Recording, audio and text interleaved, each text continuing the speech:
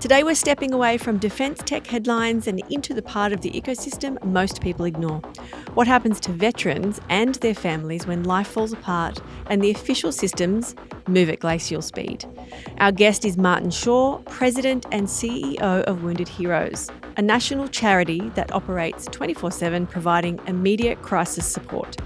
We find out how Wounded Heroes funds the work without waiting for government handouts. Let's dive in.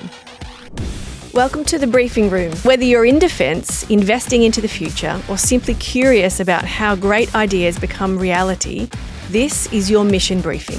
Let's get started.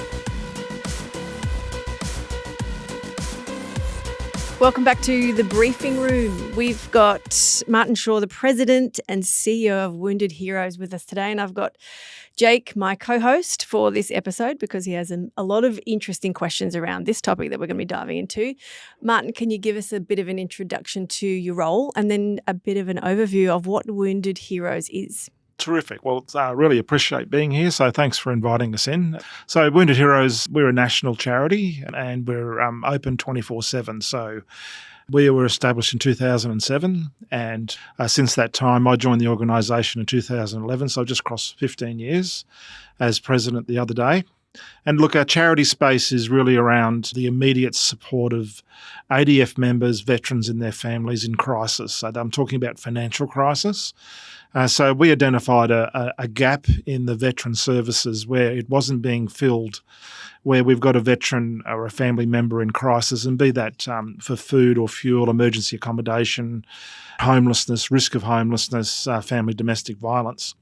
And there was no agency out there around Australia that, one, was national, firstly, and two, is that could meet that immediate need to support the veteran or family at their most critical time when they can't feed their children, there's no homelessness, or they're living in their car, to actually then intervene on a phone call with two lines. We'll put a food voucher onto a member's phone once we've verified they are a veteran within 10 minutes to 30 minutes. So that by a $200 food voucher or some fuel, emergency accommodation. I did one last night at 7:45. With a lad down at Newcastle that was homeless, had an issue, had a fight with his wife, and then had nowhere to go. She kicked him out, and obviously around mental health. So we just put him up for 3 or 4 nights until Tuesday, and then we'll work out what happens after that. And I'll come back to that. But basically our charity space, where no one's in this space, is looking at that immediate support. So you've got the bigger agencies out there that we identified. And look, Jim Shapcott, our founder, who's passed away, went to the big organisations, hey, there's a gap in the market for the immediacy, and they didn't really want to know. We've gone advocated to government. They haven't really wanted to know. So we've basically then had to find a way to self-fund ourselves, which again I can come to later, and of course meeting that need, that immediate need. And it continues today.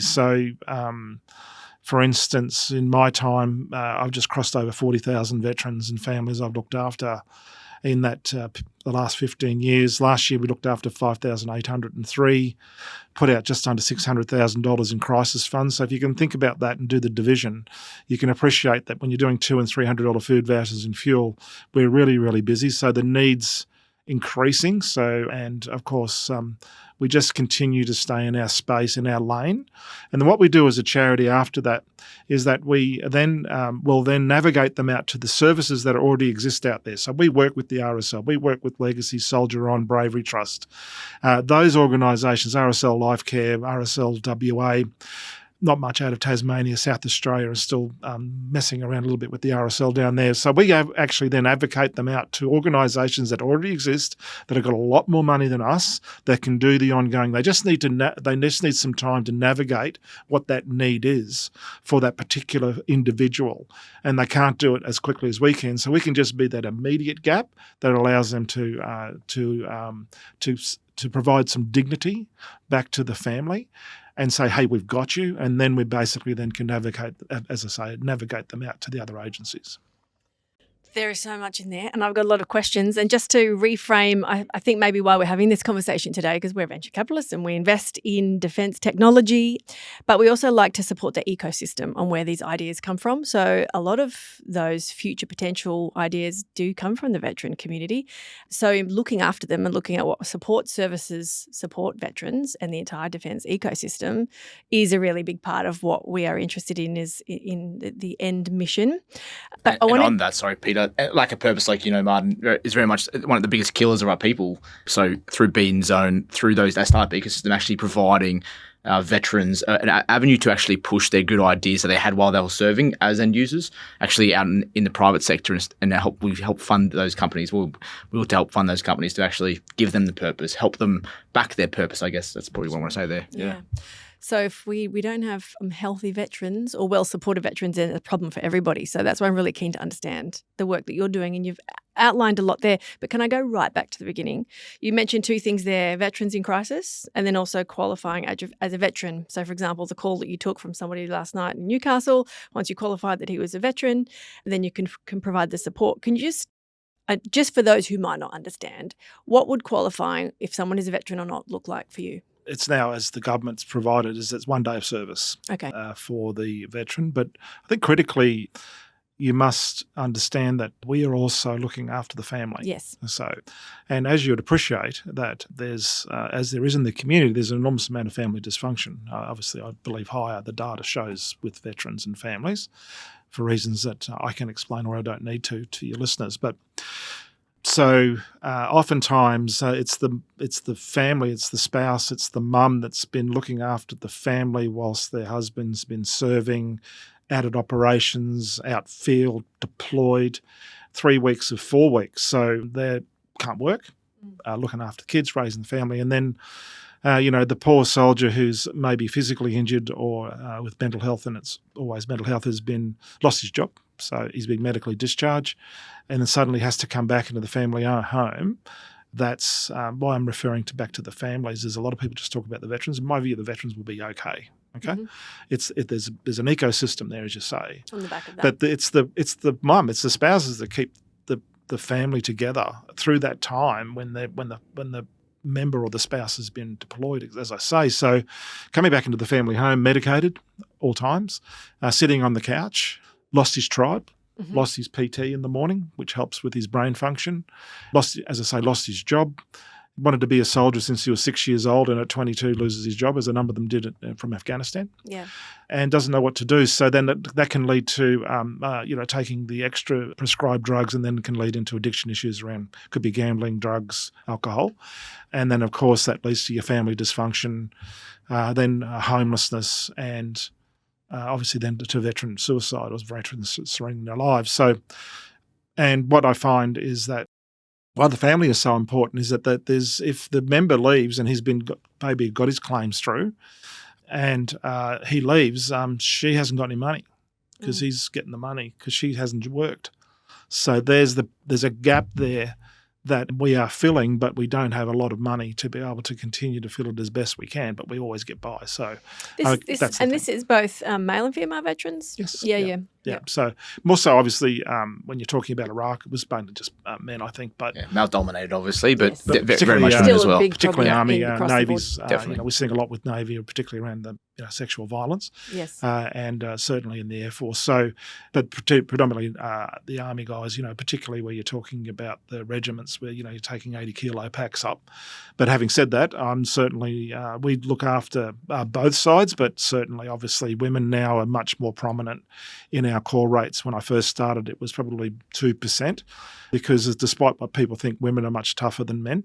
So they'll be almost the last to ask for help. So it's great to break down that barrier for them where they can find a resource where they're not judged, and then we can help them. Sort of the decline into homelessness or financial crisis, like you mentioned, lack of the ability to work.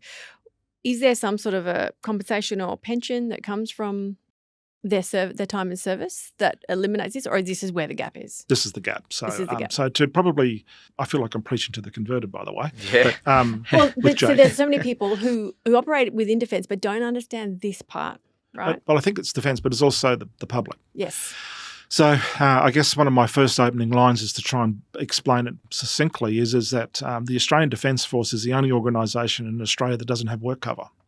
Right. So you can be injured in operations, training, deployed, and you are medically discharged. You lose your job because of your injuries, be that physical or mental health. And then you've got to come to our land, civilian land, and prove those injuries to the Department of Veteran Affairs. So you have about 20 weeks pay, 20 to 40 weeks pay at 80%. And then after that, so if you can imagine now just in civilian land trying to get a psychiatrist appointment, you're probably talking 8 months. With psychiatrists, and particularly when you're in, they are entitled, you are correct. But of course they have to prove it. Right. So then that's where the problems have been around veteran suicide because they haven't got their back end right with the Department of Veteran Affairs. That's not about the people in Department of Veteran Affairs. That's about the system and the bureaucracy. I could talk to you for 2 hours about that. Yeah. So It's a massive issue in itself. Yeah. they are entitled. You're absolutely correct. But in my day, 8-9 years ago, it was about 5 months from the time they were discharged to be able to get their money, to get their pension, or to get their incapacity payments, or to get their total permanent incapacity payments. They've gone to war at 18 years old. When a member of the Defence Force joins the Army or Air Force or Navy, they have to sign their will. You know, they're giving up their lives for our country.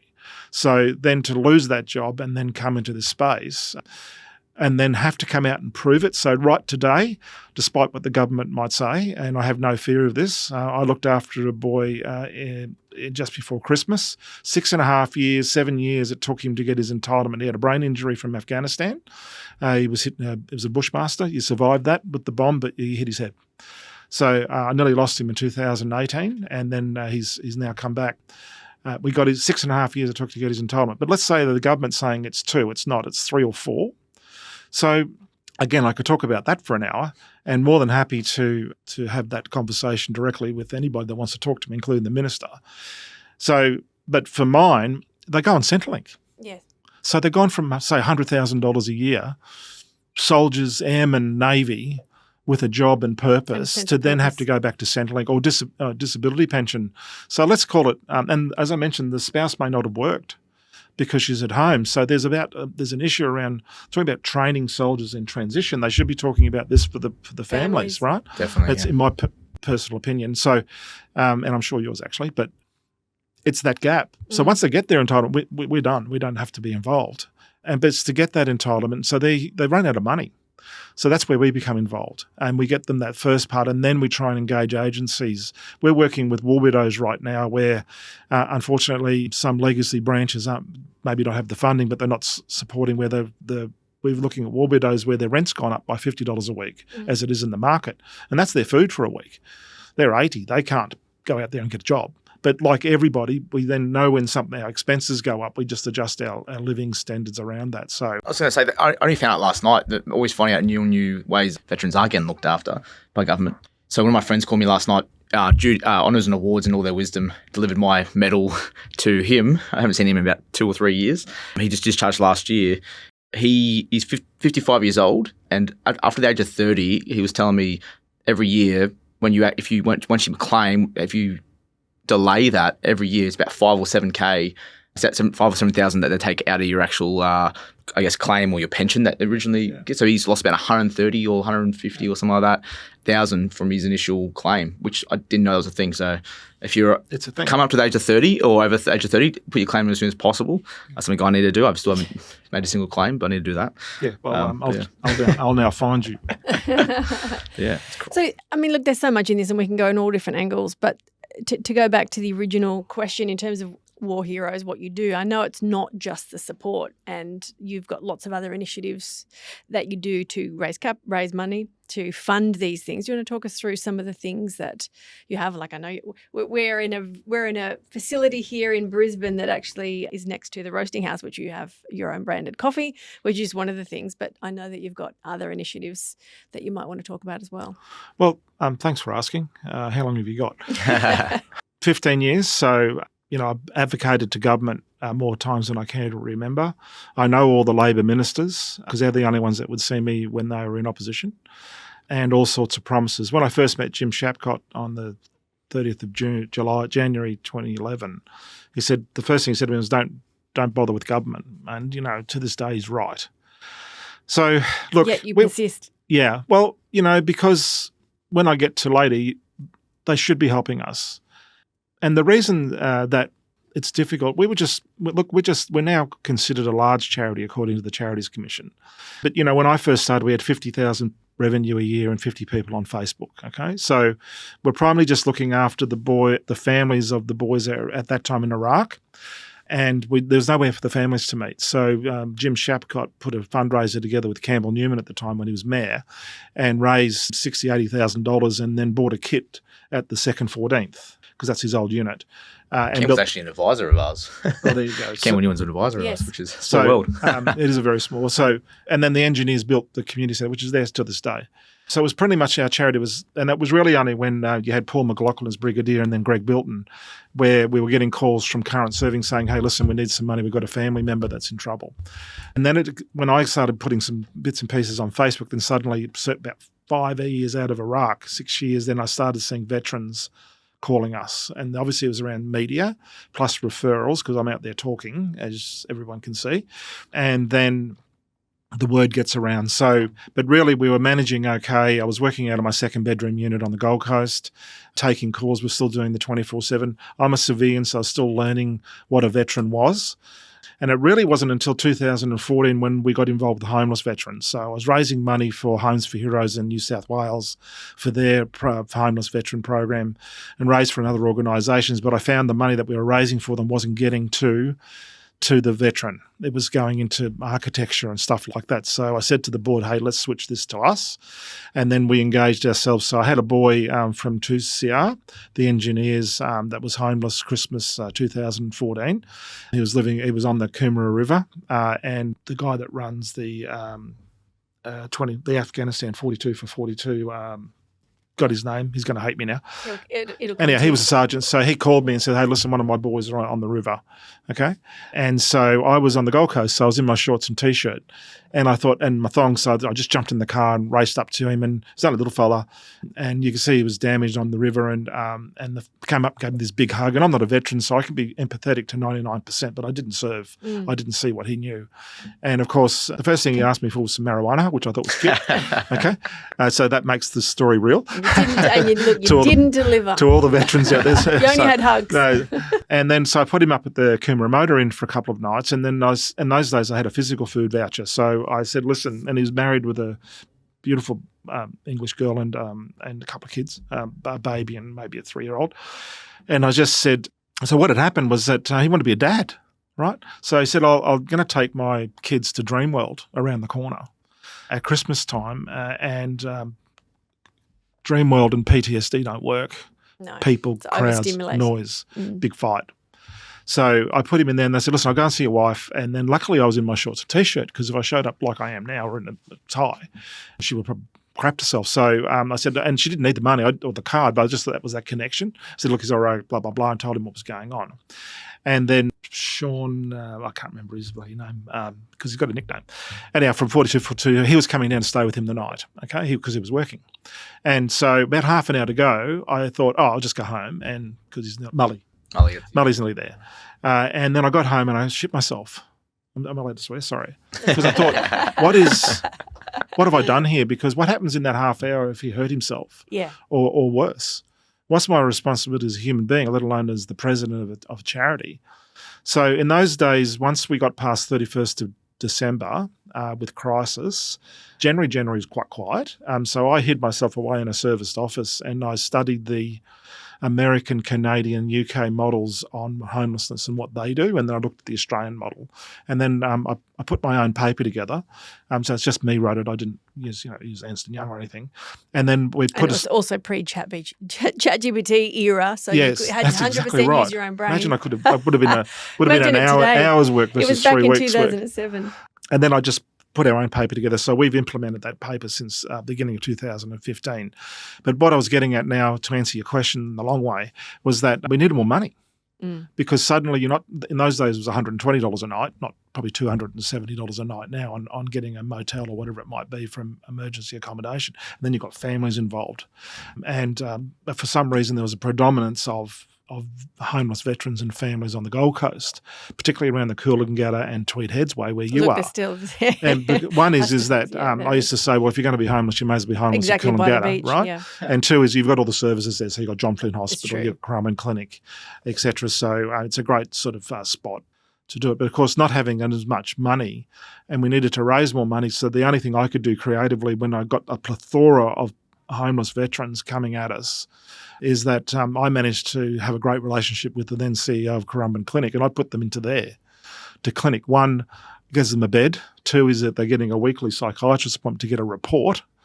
And two is, and they're obviously getting fed, and then they're getting the medications right. So that was sort of my stopgap until I could start raising money. So then it came basically, there's a group in Melbourne that you probably know, John McNeil, so Aussie Veterans.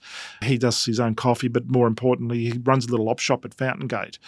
And that funding of that at that time was going into Ward 17, which is the Heidelberg Hospital. They've got a wing there for veterans. So I thought, I can do an op shop. So in 2021, right in the middle of COVID, some bright spark decided to get a lease. I think I'm the only person in Australia at Bundamba. Who actually took one? Took a lease for 12 years, 6+6, put an op shop and a cafe there. The reason I put a cafe in, there's no money in cafes. I'm sure that Phil DeBella will even tell you next door, it's very difficult to make money. But because we've got the op shop and we've connected our cause to the op shop, we've got an ability to create a space there. There was no place in Ipswich then and now where veterans, transitioning members, veterans or families could go to without alcohol and pokies. So I'm not being prude, but it's just a trigger. And then obviously the gambling. So, and that's it's a model that I can assure you now I'm really, really good with homeless veterans and not running an op shop or a cafe. But what it did do is it started to give us a cash flow and a sustainability model. So that allowed me to hire some people. So then I could hire a crisis manager to do the Monday to Friday, hire a community manager, Gina, and hire a philanthropy manager and some other people in the organisation to give us a hand as we were going. But we've gone through, so we made mistakes. We're in our fifth 5.5 years there at Bundamba. And then I was watching Townsville for about 8 years and saw the same thing.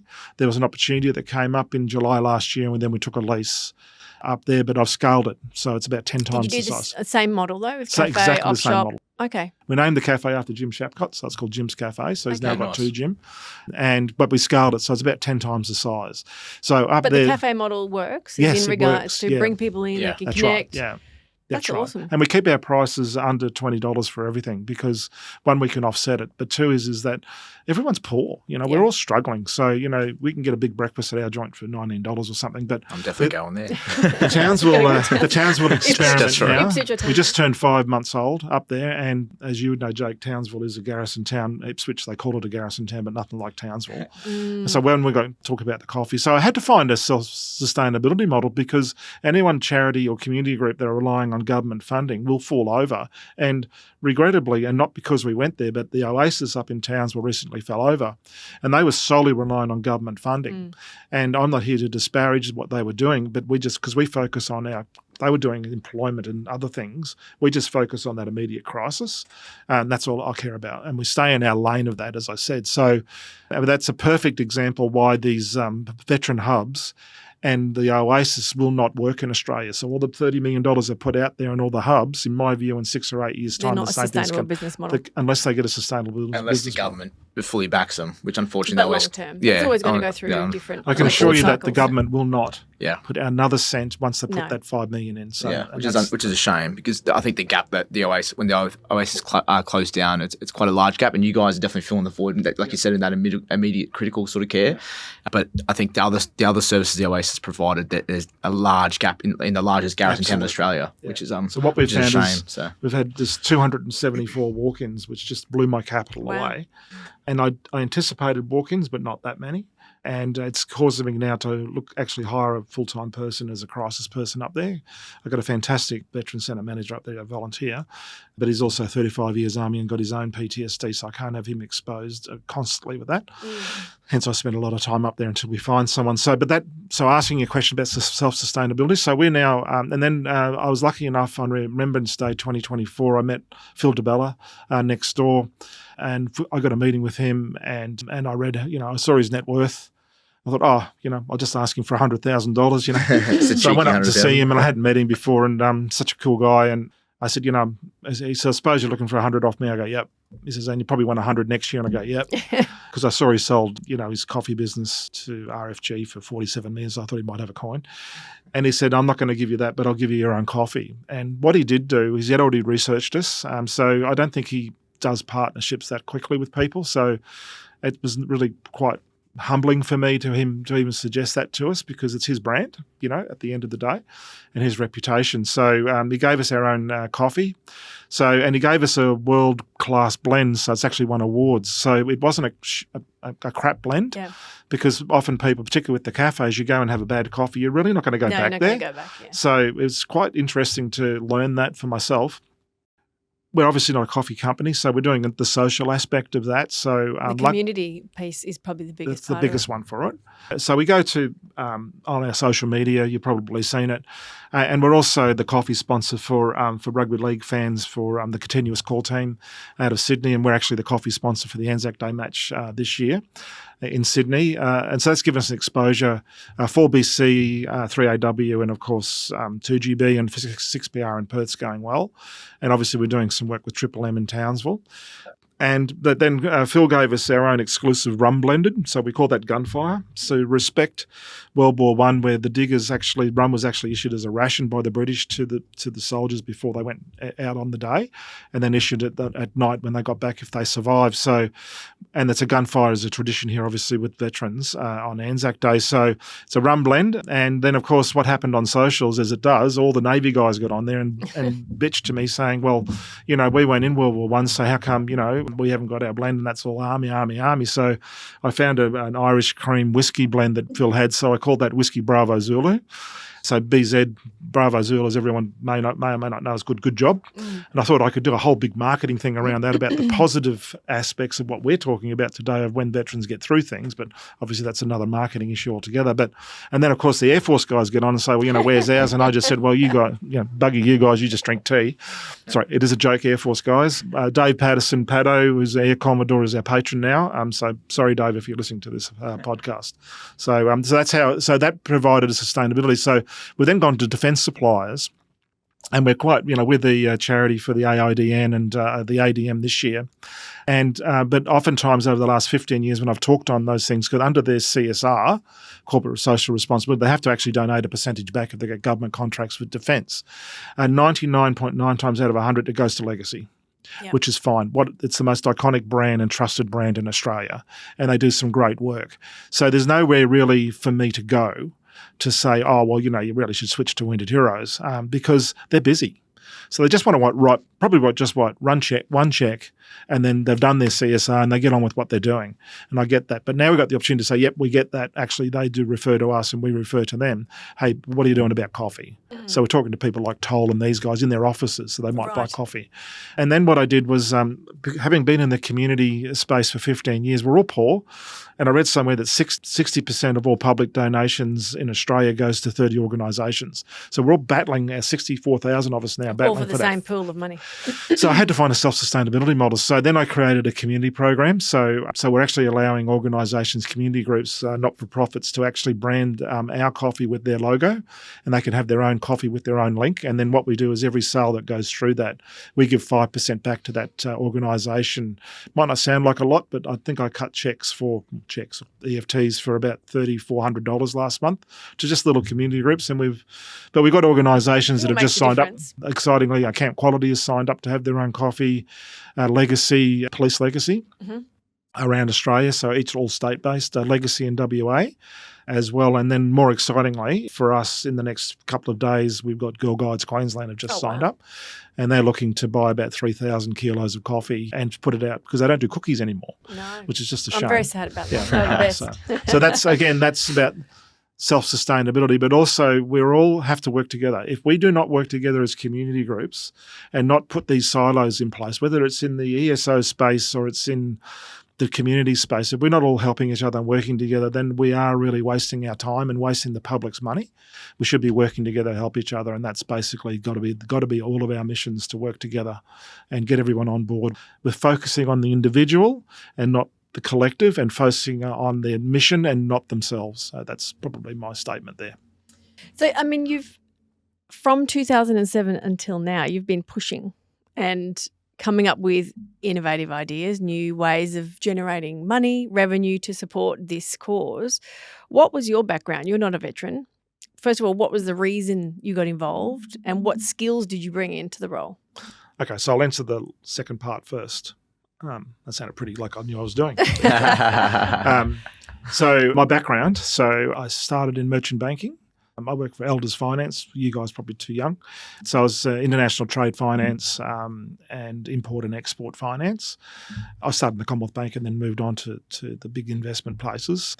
And then from there, I was doing some import and export finance with a couple of UK companies out here, representing them in Australia. And then I moved in. I bought a cooking appliance business and ran that for 20 years. So for those that are old enough, remember maybe Jeff Jantz on Channel 9 on What's Cooking. I actually put him on TV with our cooking appliances and sold that because I wasn't seeing my children. So I was travelling too much. I took effectively a year off and I was the president of the Runaway Bay Soccer Club with 600 or 800 junior club down there, and my boy played there. So I had my daughter in the canteen and my boy was playing soccer there. But I don't think I did my time as president because I had 600 mums telling me that little Johnny should be in this team and not that team. And then I basically then came across Wounded Heroes. I met Jim Shapcott. I liked the idea of the charity with Jim. Jim was a scallywag. He was, at the time, the national marketing manager for Divine Homes. As I said, he was a captain, second 14th, 69 to 75. So he had a full-time job.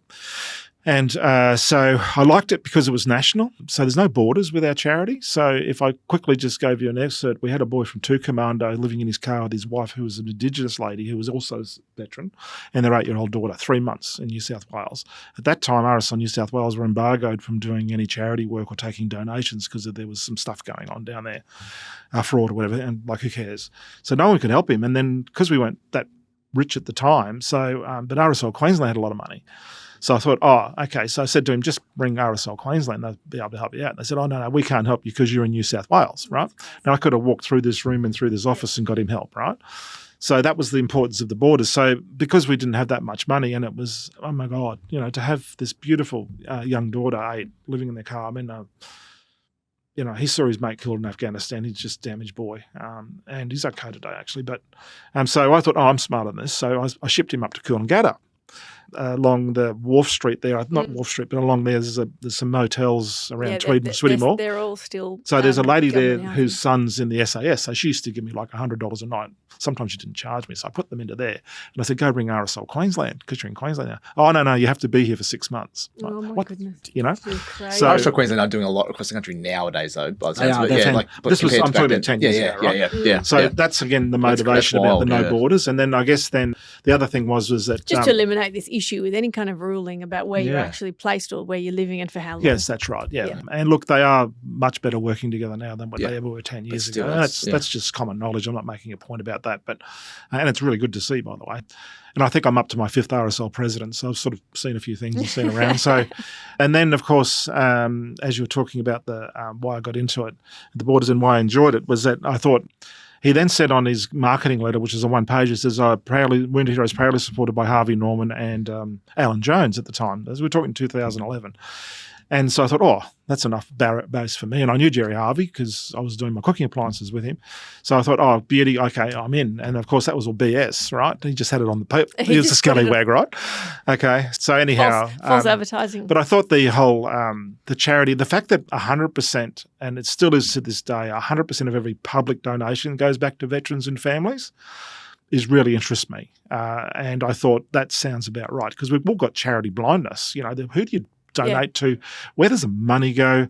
So my mission's been ever since and over the next about 3 to 5 years is that right now with the 2 self-sustainability models of the veteran centres in Townsville and Brisbane, and there's another one on the horizon this year in New South Wales, to combine with that plus the coffee in the next 2 to 4 years, once that gets filters through the community as good coffee, I believe we'll be 100% self-sustainability for corporate and public. And then together with our transparency, I think we'll be the only charity, forget about ECSOs, the 64,000, one of the few that can say every cent you give to us is going back to veterans and families, and here's our financials and here's our full transparency. I think that's the future of charities, not just in the ESO space. I see people, and because as social media and the movement of life, I do believe, and I've seen it, even going through a shopping centre, you're probably not even stopping at those things to throw $1 into a coin because you don't know. You're kind of thinking, is it even going to make a difference anymore? Like, so that's why I got into it, to ask you, that's what interests me, but I didn't know what a veteran was. Okay, and I thought if you got injured in war, you get just $1 million because you should, right? Yeah, some sort of compensation. That'd been immediate, right? Just give them a check, right? Maybe watching too much TV, but I did a fundraiser down at the Gold Coast at Carrara Markets. Okay, they gave me a free stall. Yep. So I thought, cool, I'm going to go down there. So I did the 3 days, or Friday night, Saturday, Sunday. And I put it on Facebook. And as I said, we had 50 people on Facebook. And unbeknown to me, Jim had sent $2,000 down to a veteran in Tweed Heads and the family. And so anyway, I was there, and it was I don't ever try and raise money for a charity at the Carrara Markets. Okay, they're only interested in ice creams and water pistols. Right. So I was actually getting a bit annoyed. Anyhow, the wife of this veteran had seen my post, and she came up with her husband and her 2 children, 10 and 12. And the husband was a battalion sergeant major in Afghanistan in Helmore Province, and he was hit with a bomb. RPG, belonged to container, buried alive, got him out German hospital. So he came up, he's 41, a soldier, okay? That was his 3rd tour. He brought all his boys home each time. So it was like, Sergeant Major. He was dishevelled, hair everywhere, but she made him come up and had taken a lot of Valium to calm. And I'm going, what? And then she came up and said, I just want to thank you for the $2,000. And of course I said, I don't know anything about it, right? And I said, oh yeah, that's fine. Then she says, here's $1,000 back. We didn't need 2,000. Wow. And I'm going, who are these people who does that? And what had happened was that, what does a 10-year-old boy do when hasn't seen dad for 8 months? In the morning, jumps on the bed, and dad nearly killed him. Thought he was being attacked. And of course he's a soldier, so his wife couldn't get him off. So he ended up at the Tweed Valley Medical Centre, the health centre, mental health, and he was diagnosed, the boy, with PTSD. And his sister, 12, was diagnosed with PTSD because of his SARD service. So I rang my 2 older kids and said, Dad's not going to be a millionaire anymore. I found out what to do with my life. And so that was the 25th of June 2011. And I've dedicated since then to try and see if I can make a difference in saving the lives of these poor families. So that's why I've got a family connection plus the veterans, is that I've just seen it. I've been in the houses. I've seen the broken bottles in the sink.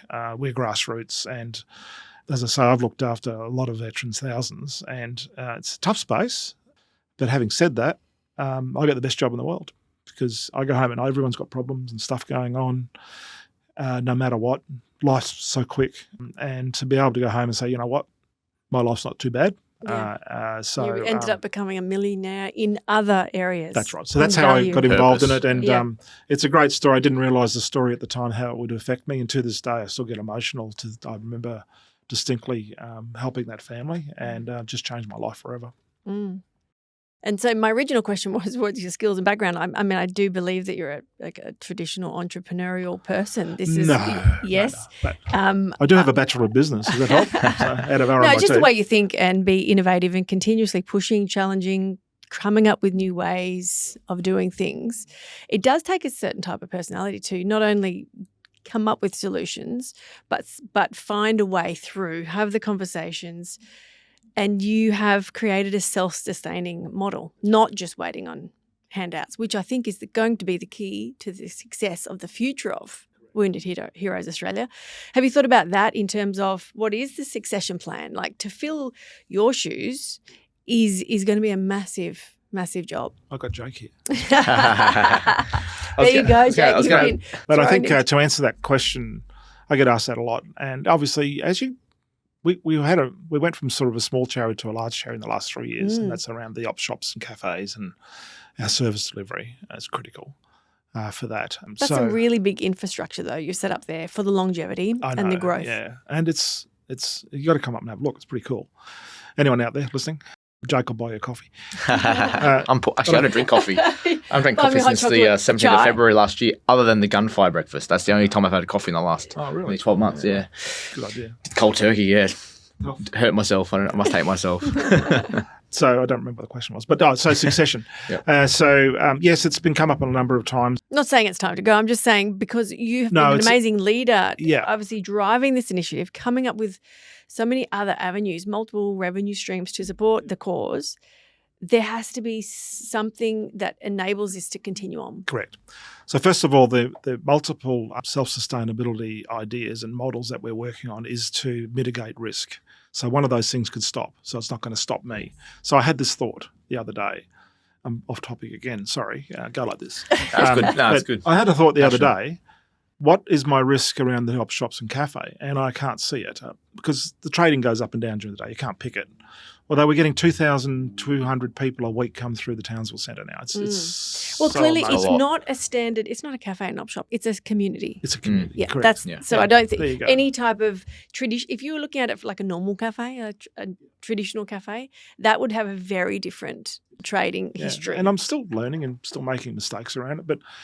But I thought the other day, my biggest risk is that thing happening in the Philippines right now with another COVID. Yeah. Okay, I'm thinking, oh my God, if that hit, that's about the only thing that can stop me, Yes, if the you like. lack of people coming in. Obviously, I don't know. I don't know what I don't know. So it's all about risk profile. And that's where the coffee comes in, actually. So to give us that sort of underwrite. And plus, we're being funded by big organisations taken in New South What did you do the Wales. first time, though? Because you were around through COVID. What did I do the first time? Where did people go? How were they supported? So if they couldn't come together physically, how did you still nurture the community there? Oh, it was just basically through social media and contacts, etc. So, plus also another part of our organisation, which is it's not funded. I'll come back. So, when you're talking about the start of it, though, and getting through COVID and that part, so unbeknown to most people, because obviously social media is pretty ordinary. You know, I get attacked, I had death threats and all sorts of things, but You I personally, or the yeah, company? I have, because some veterans, a very small percentage of them, when I say no, we may have helped them once or twice because that's pretty much all we do. Mm-hmm. We're not a bank. And we say no. Some veterans don't like that very much. So, and I put my big boy pants on. But, what they don't know is through that sort of 2019, 20, 21 and part of 22, I've got $480,000 invested in Wounded Heroes as a loan. It's not a donation. It's a loan. One day I want to get it back out. So I put my own money as the president of this charity into this organisation. And that's how we really got through to the platform. And one day, and when you talk about succession, it's about then being able to afford it. Okay, so you can talk about. I've seen organisations. One that comes to mind where I just spoke to them the other day. They're around the corner here, and he just put a CEO on at $450,000 a year. Yeah, that is It's a big, just nuts. big But drain that's on a the medical organisation. unit, so it's not an ESO, right? Although I won't go there. So so that's what this self-sustainability model will achieve for me, is that I can start bringing some people in. Mm-hmm. So we've just put another person on our board that's their only sole focus is governance, okay? Because we've gone, in a 3-year period of time, we've sort of gone through a great growth period, but we haven't caught up with our governance. And that's me being honest. I don't have to say that But publicly. that's what a lot of businesses go through. You'd know that It's moving yourself. fast. Yeah, you're moving And if you fast. talk about, I have some other ideas, and regrettably, you may regret letting me know that you actually do venture capitalists, because I've got 3 things in mind right now. So, but again, it's about, and if we can get the public on board in the community, I love the way that you just picked that up about the community and the it veteran is centre. that. Clearly, it is that. It's just so wonderful to see the communities coming together. And we've had people come in, particularly Townsville now, that were not veterans, that were homeless and brought their kids in. And being around safe place to the land. veterans and families with that sense of purpose and camaraderie. Correct. It helps the actual other veterans who don't have that, don't come from those backgrounds, where veterans actually have that by just the fact you're a veteran. Correct. You said one day. So we gave them a meal and a drink, and people criticised me. One of the big guys said, "Oh, that's not your charitable purpose." And I told them, "Bugger off." I said, "This is a homeless person; they're human beings. They're Australian." And but then we engaged with the Red Cross. They came down and then started to work on some housing for them. So that when you mentioned that to me, that's the thing I can't express yet, because I'm not. But sometimes you need those central hubs where all of that activity can come together, and you couldn't have planned it, you couldn't have engineered it. it is just happens in this very Organically. organic, serendipitous way. But you created the platform in the environment. So I'm conscious of time, and we could absolutely talk about this For hours, many things. But I do want to talk about a little bit about innovation and new ideas. So if you want to pitch new ideas, go for it, or you can come up with or share some insights. But we always love looking at new ways of doing things. But have you seen some gaps where you believe there could definitely be, there's some room for movement, some people to come up with new either initiatives or platforms, technology, tools, actual physical products in this space to help veterans? Have you seen anything where you would love to see a solution created? I saw that question just before. That was the one that threw me. Because it's open, right? It's a big question. I think there's a number of initiatives. Look, they've all tried. The big guy RSLs and everybody's tried like getting the app and having that homing thing in, and sometimes they create activities. More barriers. They do, and it becomes clunky. And veterans like me, we don't want to hit 55 buttons. We just want to hit 3 and get the answer. So I think technology plays an important part. I think the biggest issue I'd like to see is actually not to do with me, is actually they must be doing it now, the government, working around AI and getting this DVA stuff through. Yes. But they're looking at that as a full solution to their problems, and it's not going to work. Okay, you cannot have an AI voice on the other end of the phone when Jake's just rung in to do his claim. So and that's the biggest mistake, that they're all looking for this solution. So the innovative solutions for us right now is that I really don't want to go too far with what I'm doing. So for mine, it really is when Susan McDonald was the envoy for Prime Minister Morrison with the Liberals, she's the Northern envoy. So she looked at duplicating our model to 10 different locations in far north Queensland and into to Darwin right through. And I just said it's just about funding. So what we've seen, I suppose now having 5 months under my belt with Townsville, is that community thing's really enriched my brain. So I think that from an innovation point of view, I don't want to go too far. I'm probably not answering probably what you want to know, but I think the bricks and mortar, the community, and the veterans in the community, right? And, people and so human contact. As to our own organisation, ourselves, I do believe that I'm looking for funding around our equine healing program. So I've got 10 horses at Wakehole on 22 acres. It's owned by the state government, managed by Brisbane City Council, and I've made an application to see if they'll bequeath us that land, so that I'd like to build an equestrian centre at Wakehole. It's 12 kilometres from the city, and I'm focused on the Paralympics because everyone's talking about the Olympics. So it's 22 acres out there, so that's about an $8 million project out there, and I can't get near it because I'm so busy with the self-sustainability. So again, that probably hasn't answered your innovation side of things, but it is. It's still you can still be innovative in non-technical ways. It's still coming up with there's solutions. an ability to get funded with that, and obviously the racing industry, etc. So it's but already the then. outcome again is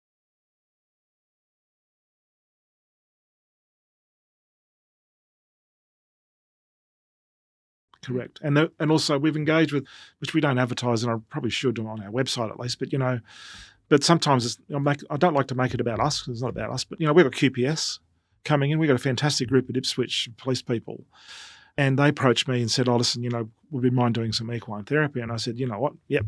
Okay, of course, right? But it's the unit that actually investigates domestic violence on their own. So if you can imagine, that job would be awful. So I took 2 of them out to meet the horses, and the one was I think they're 2 sergeants, anyhow, 1 male, 1 female. And I could see in their eyes there was that must be a terrible job. Anyhow, about 15 minutes in, this horse approached the lady, and she sat down. She had this calm. You have to see it.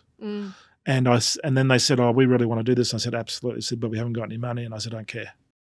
You've got to come out and do this thing. You need to have that healing. Are they your horses that you purchased yourself? Not myself personally, no. Okay, no, but they were you knew rescue. that this was going to be an opportunity. I didn't know what a horse was. It's got 4 legs by the long face, but I had a Vietnam veteran at that time hassling everybody to do an equine horse. So we found 8 acres at Wakehole, and I've just saw this enormous power of the ability. So when we had the Soldier Recovery Centre come out, so we put about 2,000 soldiers transitioning out, damaged boys that are losing their job, and we put them out to equine therapy. It's a ground-up program only. And we had one boy out there.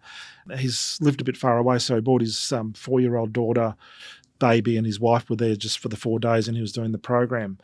day 2, Tuesday morning, he says to our equine manager, I didn't have a drink last night. And my daughter came up and sat on my lap and says, oh, Daddy, you're not angry at me. Now, I didn't witness that. I thought, oh, that's pretty cool. And again, why the long face? So on the Thursday, I generally put a barbecue on. We invite the families and cats and dogs to come and see what their spouse is doing. And so I go down to the Oval, and at that stage we had 15 horses. And as an aside, my manager at the time, Vietnam veteran, I had 15 horses bumping into me, like 500 kilos.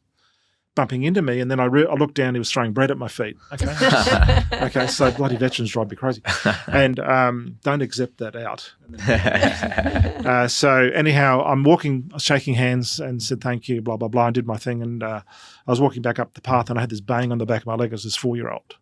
And she was a Shirley Temple type. There's little blonde curls and blue eyes, just beautiful. And of course, I felt awkward because I've got all these parents looking at me, 4 years old, and that hadn't happened for 20 years with my daughter. And she just looked up to me and she said, oh, thank you for saving my daddy. And so I managed to get to the car before I bawled my eyes out. And whilst it costs us money and it's probably not our prime charitable purpose, I made a decision to keep funding that program because I've just seen that one life saved is the most important thing that we can all do together. So that's 100%. Why. So the equine side of stuff is massive. Something there. All right. So before we wrap up, what are some ways, if anyone's listening, could they support or get involved or continue to either promote or share the initiatives that Wounded Heroes is doing? What's the best way? Financially or otherwise, if there's other ways people can help out as well. Yeah. So obviously through our website, woundedheroes.org.au, there's donation and you can do a recurring one. We have a program called 8 for a Mate, so $2 a week, $8 a month. So we're trying to get 1 million people to donate. It doesn't seem like a lot. 8. So I know for someone giving it, but where does that, what impact does $8 have? But if you get 1 million people doing it, yes, that's the. So you can see why I come up with that. Because I don't want people to think, oh, that's not enough. It's not going to hit the side, so why bother? I want them to go, it's so small. This is why I'm going to bother. That was what I thought, but and of course Jake may understand the irony of this, and hopefully there's not too many people listening to this one. But I was actually homeless myself for 12 months. I was a victim of domestic violence. So I was actually living at Wakehole in a shed, and I was drinking too much in those days. And I come up with this idea of $2 a month, $2 a week, and then I was $8. 8 for a Mate, and of course there's an organisation called Mates for Mates. Yeah. So I just really did it to annoy them, really. Because you have a sense of humour. I was talking to Mark Diplock and all the guys over there. They thought it was quite funny. So, but then obviously through the website donation, obviously cash is king for us. But of course, we have now the ability to, any veteran or member that would like to volunteer at Equine out at Wakehole, it's in behind the prisons there past RACQ, big football oval there. Do you need any sort of qualification? Do you need not to really, walk, no, just do it. Horses?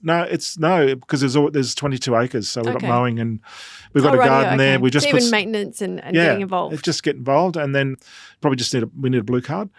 And then, of course, we've got chickens out there now.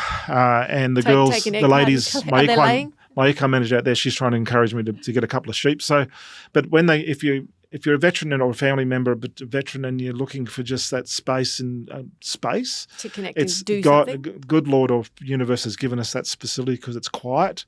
It's just a beautiful facility out there. It was given to us by somebody for veterans and obviously first responders. So there's that. We've obviously got our Bundamba, and we've got an op shop and cafe there. So we're always looking for volunteers. If you're looking to donate, those funds are going straight back into our charitable purpose, into our crisis donate fund. To the op shop? That's right. So we're short men's clothing right now. So just so you know. So how do they get collected? We don't collect. They just get dropped off. They get dropped off. So you have to physically drop it off to... Is there anyone do any drives? So let's just say there was a representative to go, okay, I'm going to go and collect men's clothing here in Brisbane and send it to Townsville. So we may be able to talk to Homefront, to Dave and Sian Ballantyne. Sure. Because some people like to do it. If like Jake said to mates, okay, mate, whoever's had too many beers and cheese over Christmas and want to get rid of some men's clothing, send it to me because I'm sending a bunch of stuff up. Yeah, so I think Homefront right now are putting something together around that space. So I'm sure Dave Ballantyne, I know you know Dave, don't you, Jake? I'm sure that he'd help out. So that's Bundamba. Obviously Townsville, we have a bigger facility up there. So volunteers, donations, of course, are always welcome. We just don't take secondhand mattresses, but but up there we do pick up. So it's furniture, clothing. Yeah, bric-a-brac. Anything you can think of. Kids' toys. Okay. But the clothing one's the big one. And but we've got a whole section of wedding dresses up in Townsville. But at the end of the day, and of course there's obviously being a bigger concern, obviously we've now got about 15 volunteers. A lot of war widows come in and give us a hand for a couple of hours, and then they go and have a coffee and natter for a couple of hours out there as well. But look, just being part of the community, if you're talking in Brisbane and in Townsville, we've got groups coming over there doing quilting. We've got, which aren't veteran related, we've got some war widows that come in and they call themselves Bitches and Stitches. I didn't title that. Self-titled. It's quite it's all good. We've got some cancer groups. So come in and join the community and have a coffee in a safe environment. We've got a cancer group for new cancer patients. We have a curtain there so they have their tears, and just a safe place to come. And of course, coming in and volunteering and or dropping off, that will just go, so you know where that's going. So you'll get a business shirt in Townsville in Brisbane for $3. Yep. So we're not a corporatised op shop. We meet that community need because everyone's poor, right?